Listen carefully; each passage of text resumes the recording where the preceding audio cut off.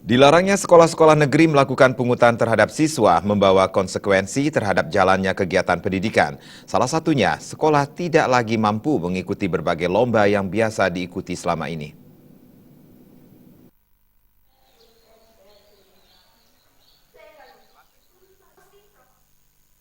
Sekolah-sekolah negeri sekarang ini tidak diperbolehkan melakukan pungutan terhadap siswa.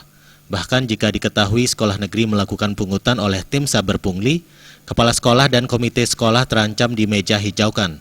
Ketua Komite SMA Negeri 2 Tabanan, Nengah Swele mengatakan, karena menjadi peraturan pemerintah pusat, sekolah wajib mematuhinya dengan tidak melakukan pungutan agar tidak terjerat kasus hukum. Namun pelarangan pungutan tentunya melahirkan konsekuensi bagi sekolah bersangkutan dalam menjalankan aktivitas pendidikan.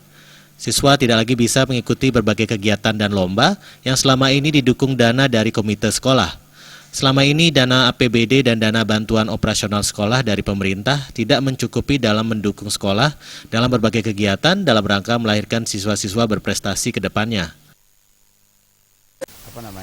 Dengan anggaran dari APBN, APBD itu ya, yang ada dari BOS pusat, APBD provinsi, sudah dibatasi ya, ada sesuai dengan kemampuan keuangan daerah di provinsi pusat juga, kita juga dibatasi untuk melakukan pungutan, ya kita ikuti, nah memang ada sedikit konsekuensi ya, memang ada beberapa kegiatan yang yang tidak sepenuhnya kami bisa ikuti, itu semua lomba-lomba gitu kan, nah kalau yang sifat terstruktur gitu ya, terstruktur yang sudah rutin itu memang ditanggung oleh provinsi gitu kan.